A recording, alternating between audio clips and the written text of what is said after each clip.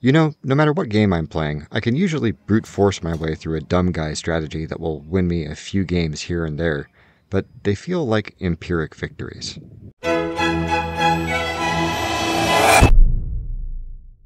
Blockus is a game for 2 to 4 players with a few simple rules.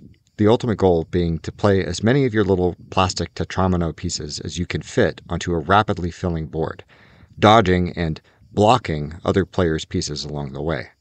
You can teach it in 5 minutes, and everyone wants a rematch the moment they finish their first game.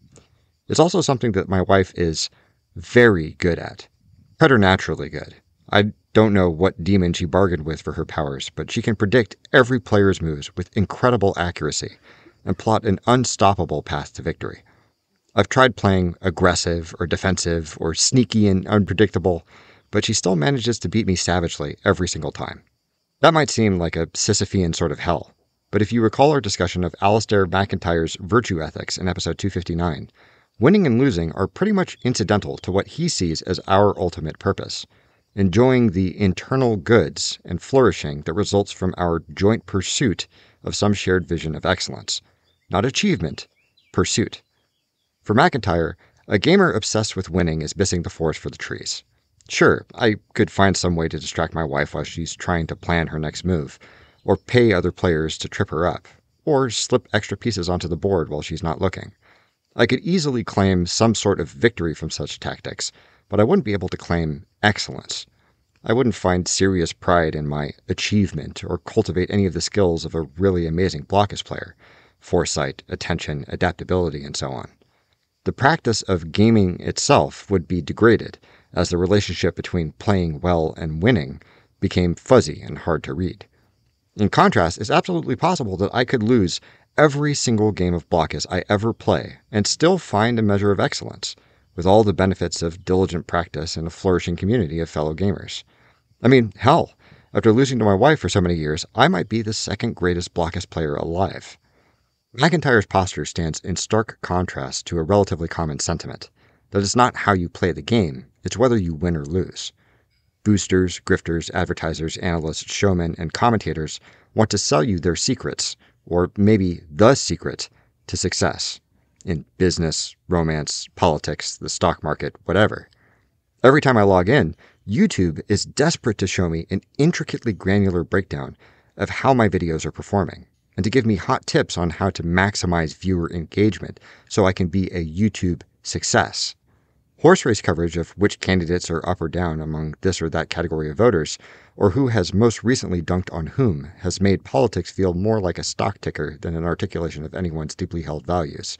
And the actual stock tickers are always turning away in the background of every news broadcast to remind us who the winners and losers of the day are. It often feels like the mantra of the present day was best articulated by UCLA coach Red Sanders. Winning isn't everything, it's the only thing. McIntyre's philosophy isn't for everyone, but for me, it's a breath of fresh air, asking us to take a step back from that constant background thrum of competition, success, and failure, to shift focus away from ends and toward means, to pay special attention to how we go about our lives and what kind of people we become by living that way, rather than simply assuming that once we've won, whatever that means, we'll be rewarded with all the meaning and happiness we're owed, or imagine we're owed.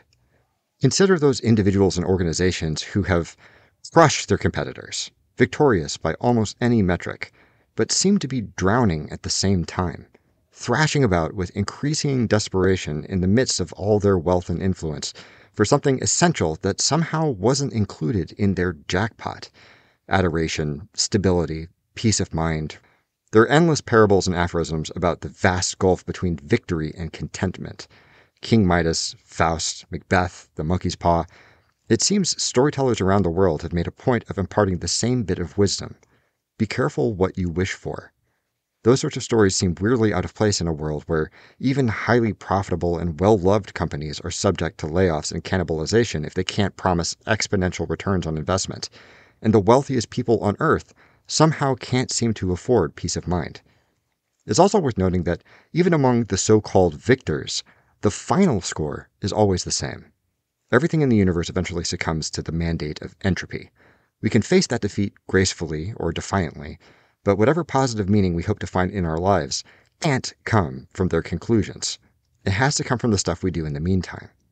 For some reason, many people struggle with that notion, but have no trouble accepting the same reasoning in other contexts.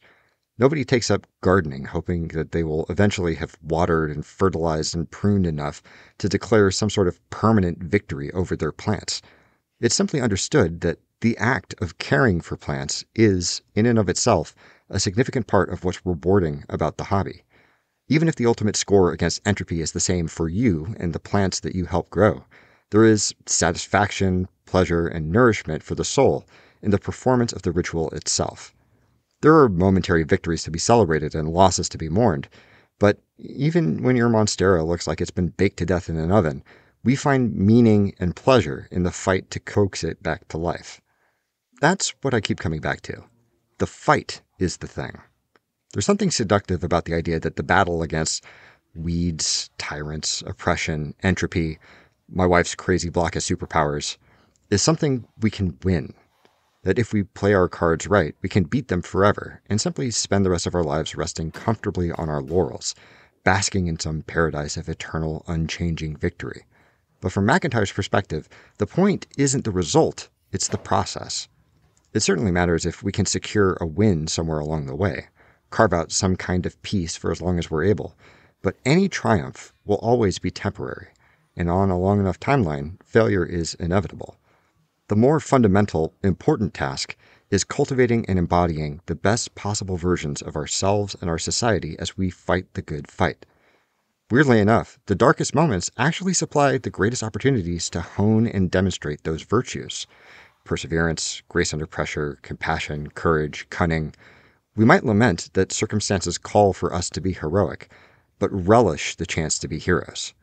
There will always be oppressive tyrants, rapacious gluttons, gullible bigots, and all the myriad woes they inflict on the world.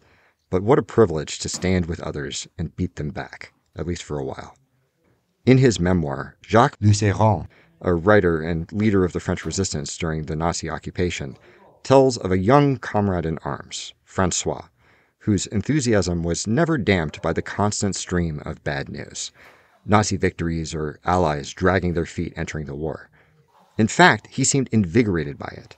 Quote, "He would shake me and say, 'What a ball. Just think, what a celebration if after all this, there's not a chance. They are just ghosts, the ones who think people fight to win. They fight because they like it.'" Despair in the face of overwhelming odds is understandable, but if Francois can muster that sort of enthusiasm for a hopeless last stand against the Nazis, maybe I can find something valuable in one more round of Blockus. What value do you find in the fight for a better world? Please leave a comment below and let me know what you think. Thank you very much for watching. Don't forget to blah blah subscribe, blah share, and don't stop thunking.